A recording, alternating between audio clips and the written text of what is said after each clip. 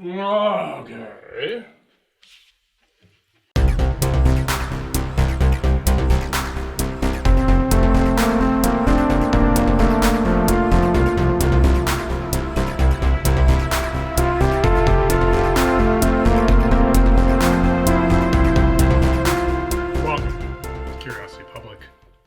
Jules here. Dylan. And welcome to another episode of our Ultimate Spirits competition. All right. Our quest to review every sipping spirit in the world and subject it to our 100-point scoring system. In this episode, we are subjecting none other than the famed Suntory Whiskey's Hibiki Harmony. This is going to be a super racist episode, isn't it? I don't know what you guys are talking about. Wow. Beautiful box. I mean, it's full of literature on the back about harmony and what that means. It's like harmony, whatever. I mean, it's Yin and yang. you know, Hibiki is the paragon of harmony. The name Hibiki means resonance in Japanese. And it resonates with the subtleties of nature infused by the 24 seasons of Japan's traditional calendar. Wow. And reflected in the 24 facets of its bottle's design. Wow. It sounds like something that Jules would Totally subscribe to. Yeah. But I mean, look, 24 facets. Whoa. You know, you can kind of, maybe you can see them there. Looks Whoa. So pretty cool. I mean, it's a great looking bottle. I've always thought these bottles look great. So that's what that means, eh? So can you do like the same pose that Bill Murray did in Lost in Translation? When he's posing with it. Yeah.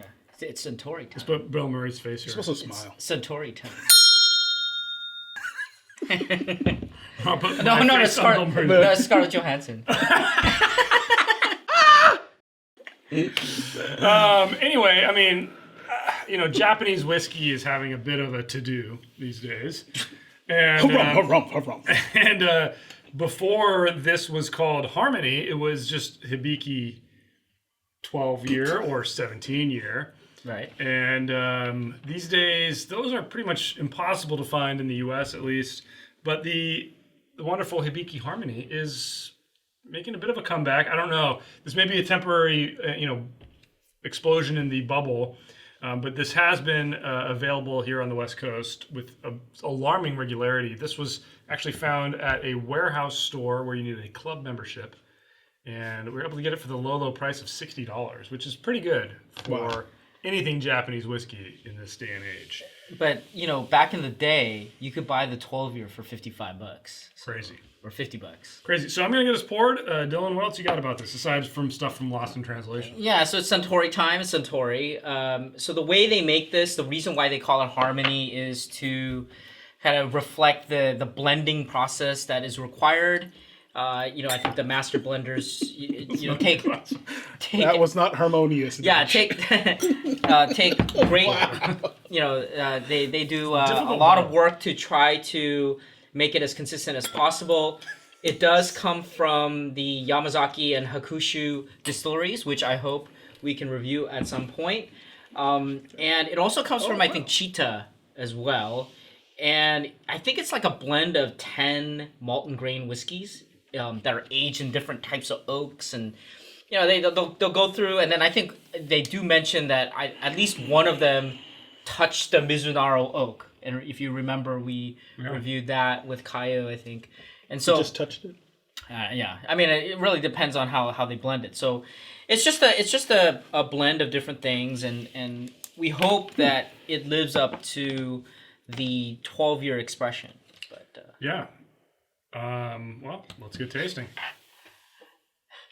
Thank you for this generous pour. It's a difficult bottle to pour. I mean, it's very wide. It's hard to grip properly, and these little stub nose, they're not quite like the long thing mix. Wow. Okay, that has to be bleeped. That has to be bleeped, or we are going to get kicked off whatever platform this ends up on. Man, we cannot take Jules anywhere here. Well, that's true anyway. And then this knocks it out of the park on certain categories and completely fails in others, I feel like. I agree. All right, we've had some time to taste and score. Let's start with the good? Dylan, you want to go first? Yeah, so I want to talk about the aroma. When they blend a bunch of different things together, sometimes it comes out to this weird mixture of sometimes good, sometimes bad. It smells sour. It's it's very, very muted, I will admit. However, it's kind of equal in its distribution. So there's a lot of very, very, very, very subtle fruit. Very fruit. Very fruit. I wouldn't say I never get mature stewed fruit or jam with any of this.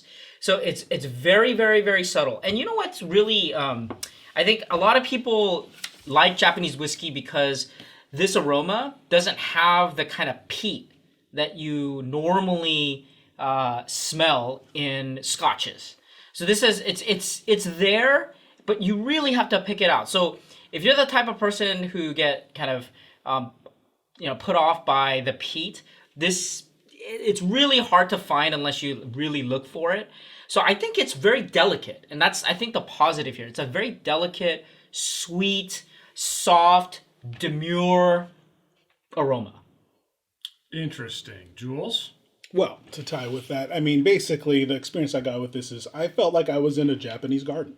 So there was one of those where I was getting all kinds of bounds of like earthiness and floral arrangements and whatnot, and then Not aromas, arrangements, and then it's like I walk by the koi pond, and then there's some funk from that. But overall, it's like really peaceful. This was a great, fun, harmonious drink.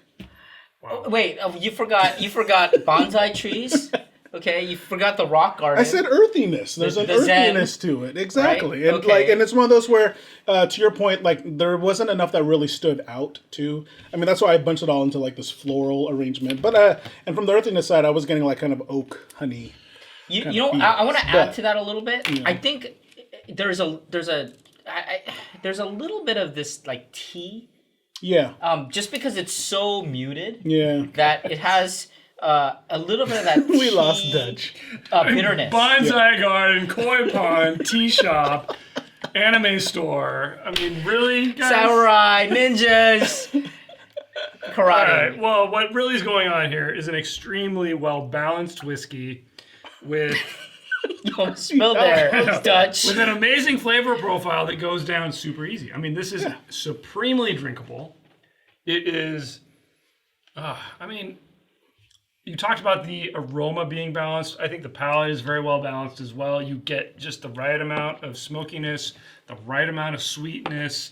Everything's kind of within this bandwidth, and it goes down really smooth, really easy. I think drinkability and body just come together in this and balance, and it's harmonious in that regard. There you go. So, let's move on to the bad. Dylan? All right, so I think the big thing is the finish. If you've ever tried the 17 or the 12 year, I think the finish is more prominent. This does not last. In fact, I think it took like millisecond and it's gone. Yeah. And that's disappointing because you want that entire experience. You want to taste it, you want to enjoy it, experience it, and then you want that long finish. There's nothing, unfortunately, with this. Maybe it's too delicate that it just kind of dissipates too quickly, and so I was very disappointed in that. Yeah, I completely agree. I mean, I had that down as the worst as well. I mean, the finish was just like, it's like all this interesting stuff, your koi pond journey, and then whoop, gone. Just gone. There's a slight bit of smoke left, but it's almost unrecognizable. You're in this like Japanese dream, and then you woke up into like a dank apartment. The fog is clearing, and that's all. The smog. The smog. Yeah. The Tokyo smog. Jules? Well, I don't know about that, but I mean, I think the lowest points for me was more likely on its uniqueness, because it's one of those where I feel like it's almost like so refined, it mutes itself You know what I mean? Like, and I don't know. It's just one of those where, I mean, to your point with like the finish, yeah, it ends, but it doesn't end abruptly. You know what I mean? Like, at least it didn't for me. So, but it did trail off and trail off really quick, and I was hoping it would last longer. But I'd say, like, in general, like, all that from that flavor Does that mean that the experience. finish was bad? No, I mean, it was, you know, you want it to last long, but at the same time, like, I understand. It's like a refinement in, like, All you're saying is that there was a good flavor and then it went away, which is a bad finish. Yeah. No, I mean, it trailed off. It didn't, like, abruptly. That's what I'm saying. That's the difference for me. Okay. It didn't abruptly disappear. But it went It's away like, pretty quickly. Yeah, it went away. Because you talked, I had to reduce the uniqueness. And you're There you right.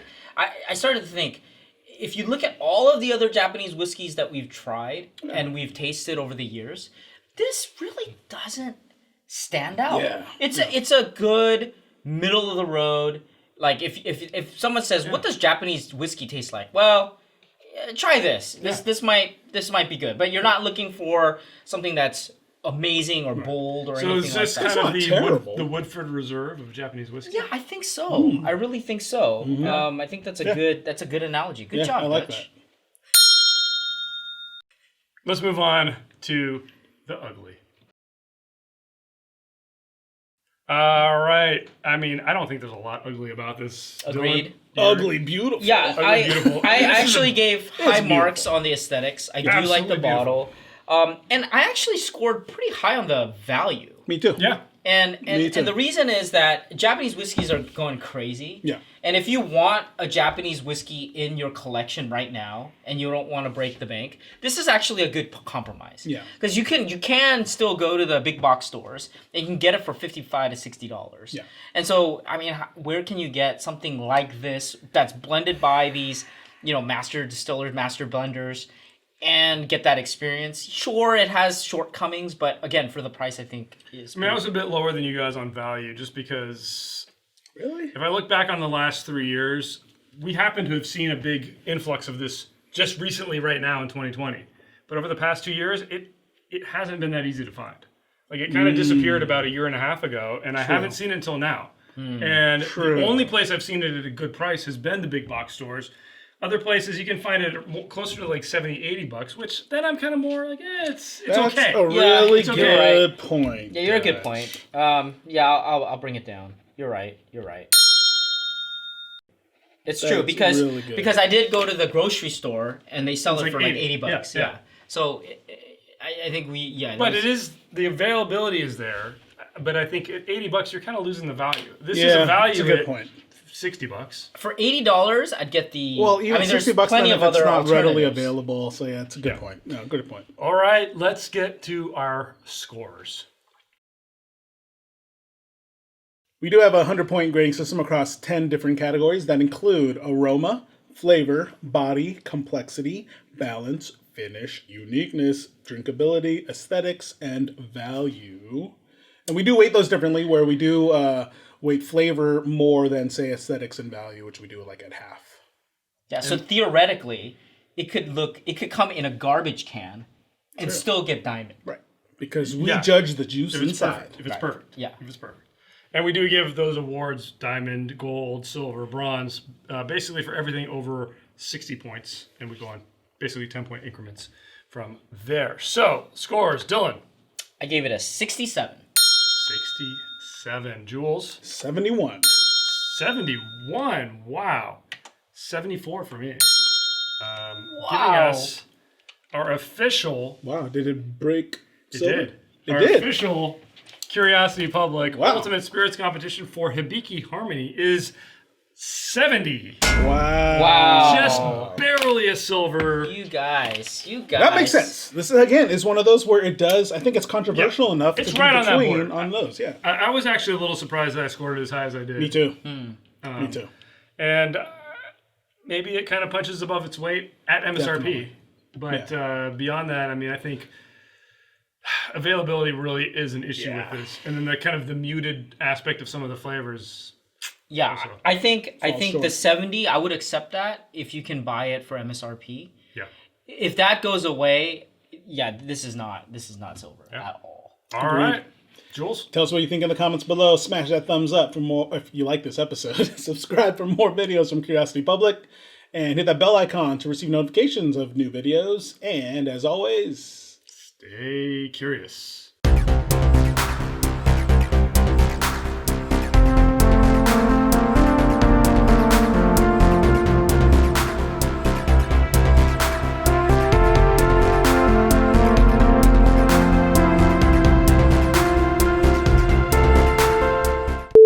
And then Karate Kid.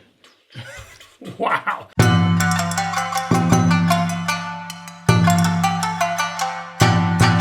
Now who's racist? How's that racist? It's a movie. It's a movie. That's what they did. Because everybody was doing this. Do you remember when we used to think that like Karate Kid was an awesome martial arts movie, and then we saw Bloodsport, and we're like, oh yeah, well. I still think Karate Kid's an awesome. Oh, dude, compared to Bloodsport? Dude, hell yeah, man. I mean, have you seen anyone catch a fly with their chopsticks? Have you seen Bloodsport? Before? Yes, I have seen Bloodsport. Kumite? Of course you know I've seen Bloodsport. Yeah, very good. But brick, not hit back.